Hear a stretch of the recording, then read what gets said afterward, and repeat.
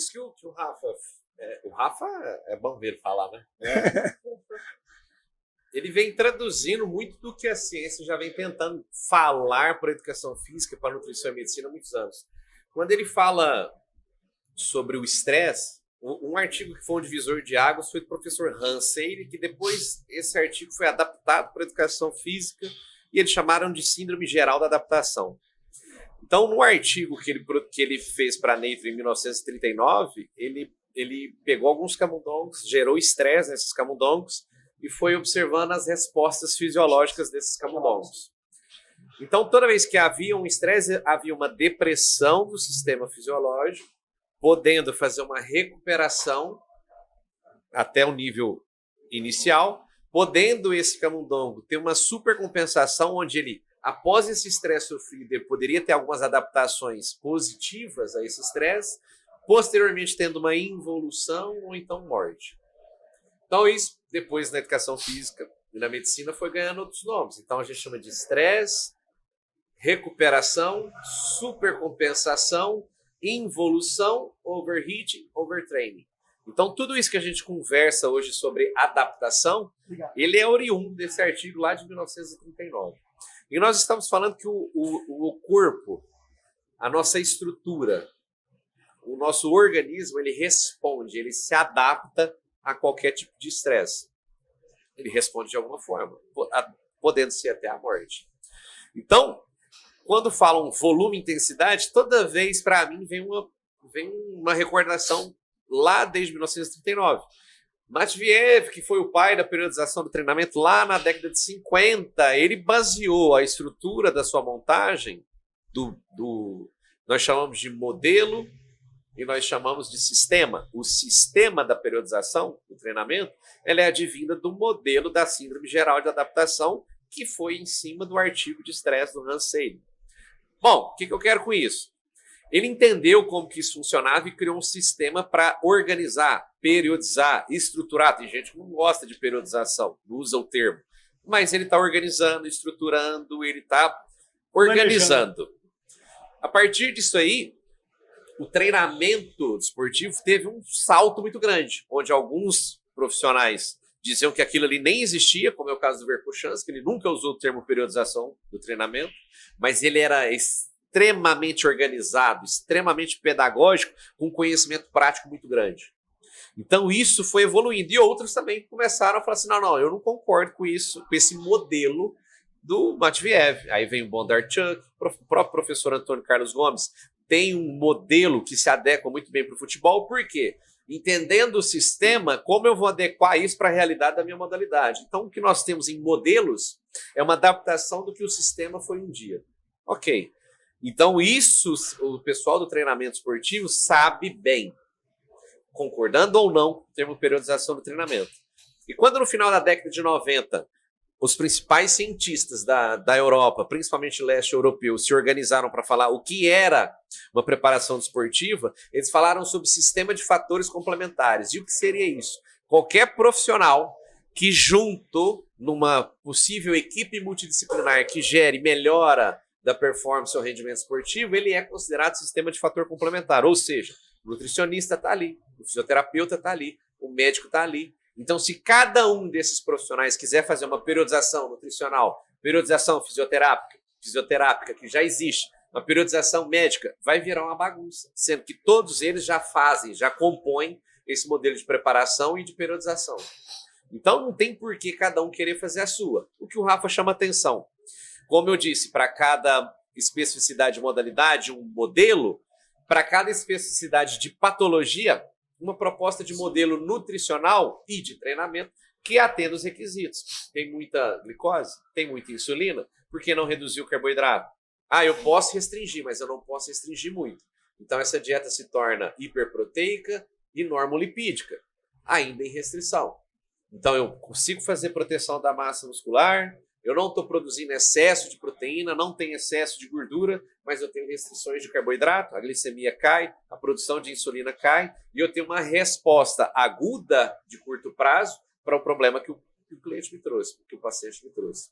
Então, como coordenar, e aí algumas pessoas usam como periodizar a nutrição e o treinamento com foco na patologia, com foco em alguma morbidade, esse tem sido a questão que a gente não tem discutido, e isso faz parte da maior, do grosso da população. A quantidade de obesos e sobrepeso é gigantesca.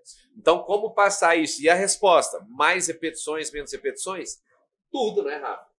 A gente ainda pergunta, tem aquela velha discussão. Aeróbio antes, aeróbio depois? Faço aeróbio, não faço? Posso fazer musculação? Amor, nós não gastamos energia para nada. É controle remoto, é bicicleta motorizada, é televisão com controle, ar-condicionado com voz. Só faz isso aqui agora. Gaste caloria. Porque se você gasta caloria, às vezes um pouquinho que você consome a mais não vai te atrapalhar a curto prazo. Agora você tem que se ver como que você se comporta a longo prazo. Então, modificar número de repetições, número de séries, é uma relação de volume e intensidade. Volume é muito claro. Eu treino 1 hora e meia, 2 horas, volume é muito claro. Entender intensidade tem sido um problema. Porque às vezes o Rafa falou assim, bom, eu vou diminuir o volume, eu vou tacar de carga. Mas agora o meu volume é fixo. Como é que eu modulo isso? E aí está a questão, porque na nutrição nós pensamos o seguinte, 1 hora de treino eu não preciso fazer nada. 1 hora de treino, qualquer cacete está bem-vindo. Agora, se esse cara pratica 2, se esse cara pratica 3, e se o ambiente é outdoor? E se está quente igual hoje aqui? O que eu tenho que fazer com os nutrientes? Como é que eu vou organizar isso aqui? Porque o que acontece? O volume agora é alto. Nós saímos do público da academia, de 50 minutos, 1 hora. Nós começamos a ir para ciclistas, para corredores. E agora, o impacto desse treinamento, que é método contínuo, a intensidade dele é baixa, porque a zona de frequência cardíaca é baixa. Lembrando, ele acabou com o estoque de glicogênio, ele oxidou gordura e teve microlesão. Será que isso não é um impacto maior do que quem está aqui, acabando só com o estoque de glicogênio? Será que essa intensidade percebida é a mesma intensidade que eu preciso para recompor as funções orgânicas dessa pessoa? O cara da musculação aqui, ele não precisa nem suplementar. E o que ele atende na dieta dele está tranquilo. E o cara que treinou 3, 4 horas? O grau de perdas teciduais é muito superior. O volume aumentou muito. A intensidade é alta? Não pode ser, senão ele não aguenta fazer tanto tempo. Só que mesmo com intensidade baixa, a preocupação que eu tenho com ele agora é gigantesca do ponto de vista nutricional. Então, adequar tudo isso, o que ele prescreve, com o que eu necessito prescrever para pelo menos manter, é muito sério. Então, hoje, uma das principais linhas de pesquisa dentro da nutrição é HEAD-X e disponibilidade de energia.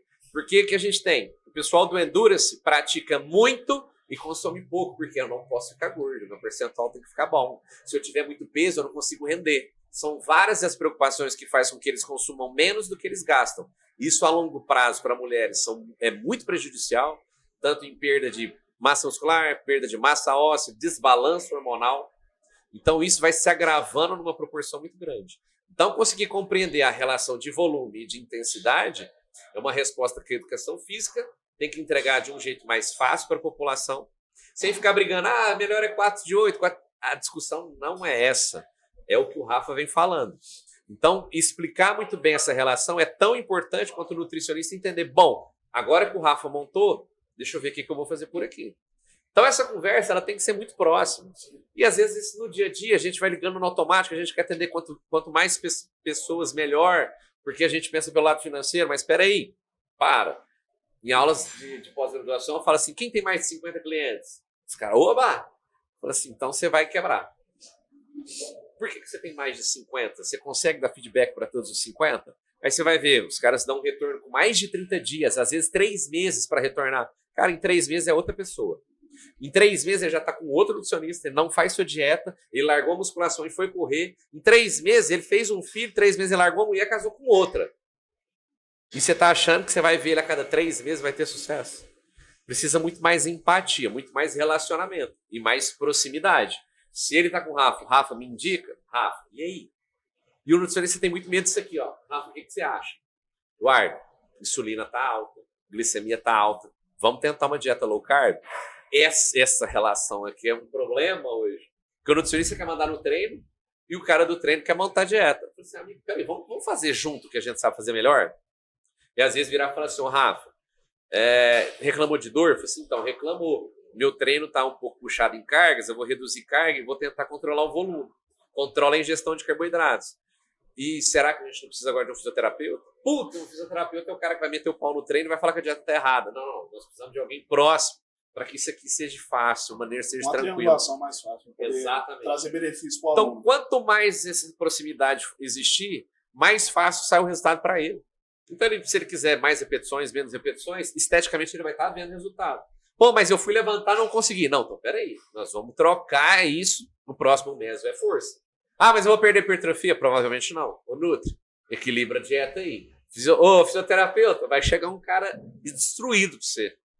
Alivia, traz de volta para a gente conseguir tocar. Então, essa conversa tem que ser mais próxima e isso se traduz em resultado do cliente.